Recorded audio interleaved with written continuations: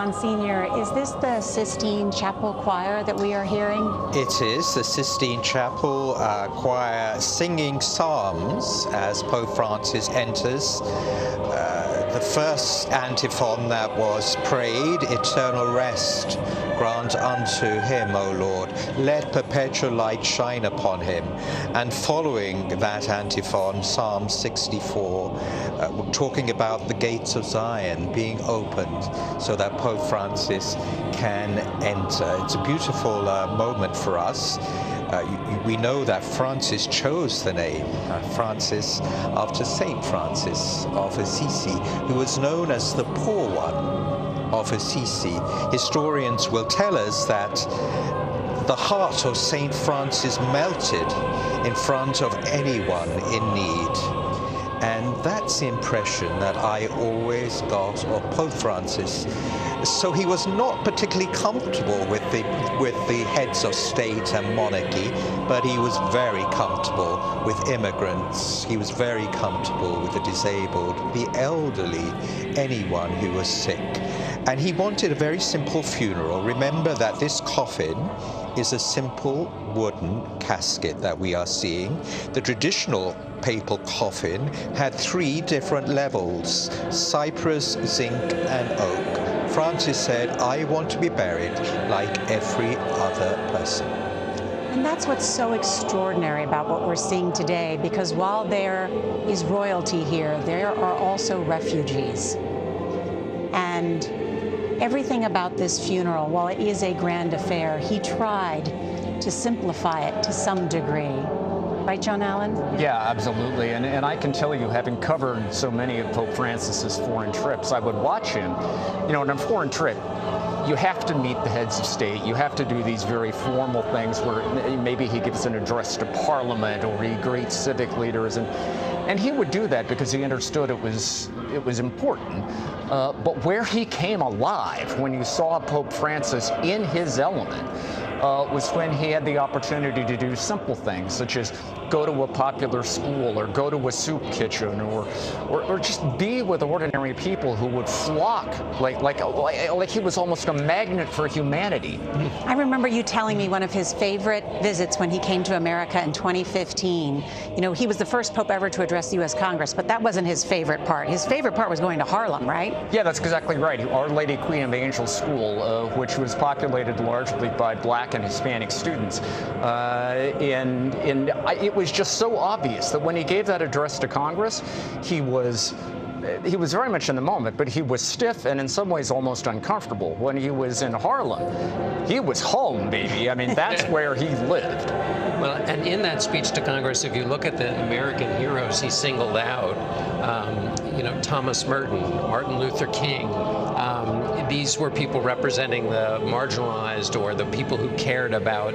Dorothy Day was another, certainly, and then Abraham Lincoln. But the heroes of America who had, in some of those cases, reached out to the poor and to those shut out. Monsignor, you were talking about the coffin. One thing that struck me when we were in the Basilica yesterday is the entire orientation when you're inside is towards the heavens.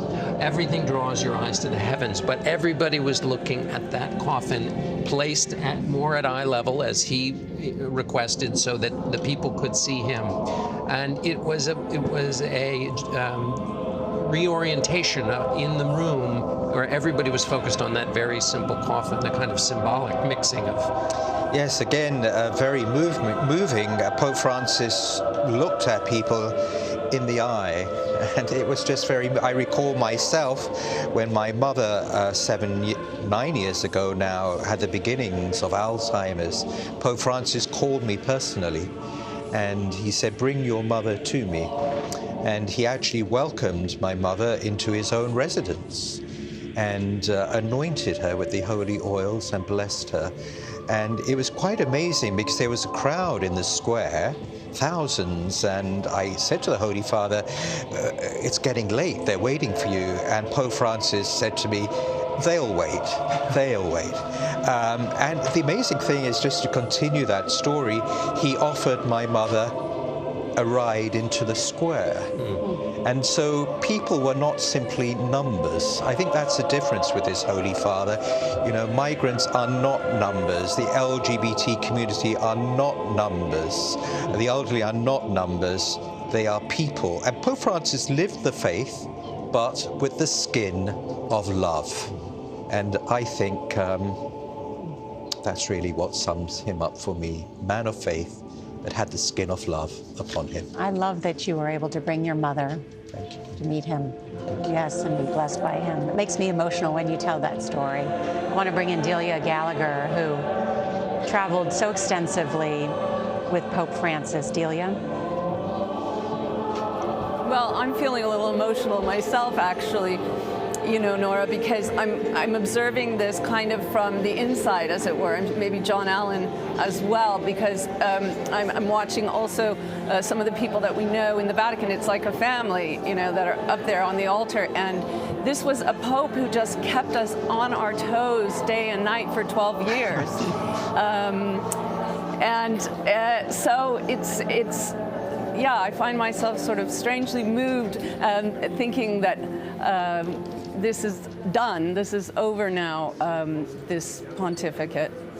And I think for this funeral is being lived by people like us at the Vatican as a real goodbye. It takes a while to sort of realize that. Delia Gallagher, thank you. One of the things, Nora, in talking to the pilgrims who came here today, picking up on what Delia was saying, so many of them talked about how Francis is now praying for them, and that as their intercessor in heaven, he may yet have a role to play in today as they see his role in the faith. Let's go back to Chris Livesay, who is among those in the crowd. Chris, give us your sense of the reaction at this moment. Well, John, there's a mixture of mourning and excitement. Again, the young people around me seeing their first papal funeral is an emotional experience they can't contain. This is a sense of excitement, I think, that Pope Francis brought with him from day one when he appeared in St. Peter's and was named Pope. And the first thing he said was, "Good evening to everybody." He brought this down-to-earth spirit to this square, and indeed to all of the Catholic world at a time when, leading up to his election as Pope, you could argue that the Vatican had become a sort of a sleepy place, but that definitely wasn't the case at all with Pope Francis, who turned this square into a field hospital, as he said. I mean, opening up facilities for the homeless, showers so that they could bathe. During the COVID pandemic, there were booths here where you could get tested for COVID. And of course, migrants always being very, very dear to his heart. Many of them also part of the homeless community here. Now, as we watch him in this funeral and then his eventual procession, many have commented here, especially in the Italian press, that even in death, Pope Francis is a migrant leaving the Vatican, heading 2 miles east of here to be buried far outside of these walls.